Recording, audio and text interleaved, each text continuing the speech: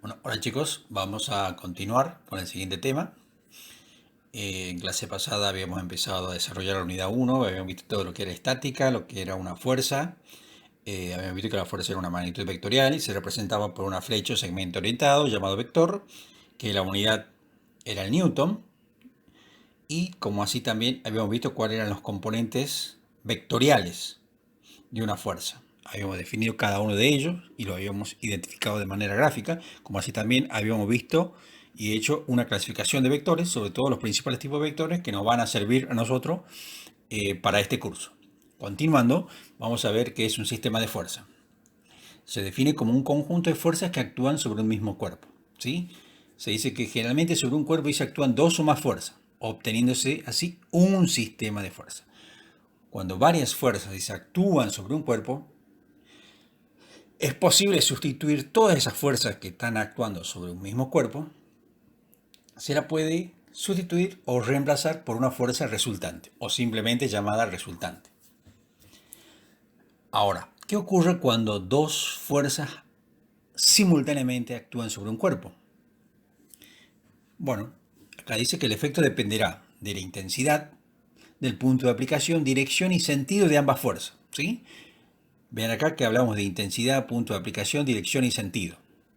Todo estos que acabo de mencionar son los componentes vectoriales de una fuerza. En este caso se refiere de ambas fuerzas.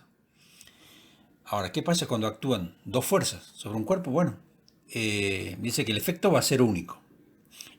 Al cuerpo le va a pasar una sola cosa. O se va a deformar, o se va a detener, o va a comenzar a moverse. ¿Sí? Todo esto tiene que ver, esta partecita tiene que ver con la definición de fuerza. Si ustedes recuerdan que fuerza es toda causa capaz de modificar el estado de movimiento o reposo de un cuerpo, o bien de producir una deformación en dicho cuerpo, ¿sí? Entonces, cuando dos fuerzas actúen sobre el cuerpo, va a pasar eso. Se va a deformar, se va a detener o va a comenzar a moverse, según sea el estado en el que esté el cuerpo en ese momento. Ahora, la suma de dos fuerzas que actúan sobre un cuerpo da por resultado otra fuerza llamada fuerza resultante, ¿sí? Para este caso, vamos a ver la suma de dos fuerzas, ¿sí? Pero en realidad sobre un cuerpo actúan más de una fuerza.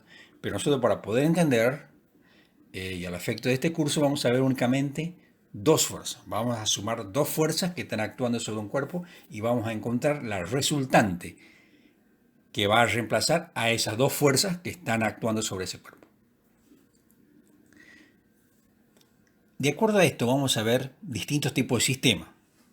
Vamos a ver un sistema de fuerzas colineales, un sistema de fuerzas paralelas y un sistema de fuerzas concurrentes.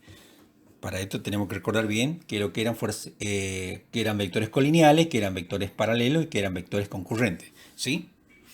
Bueno, y de acá dice, hablamos de vectores colineales, podemos hablar también de vector colineal de igual sentido y de sentido contrario. Cuando hablamos de fuerzas paralelas también podemos hablar de fuerzas paralelas de igual sentido y de sentido contrario, ¿sí?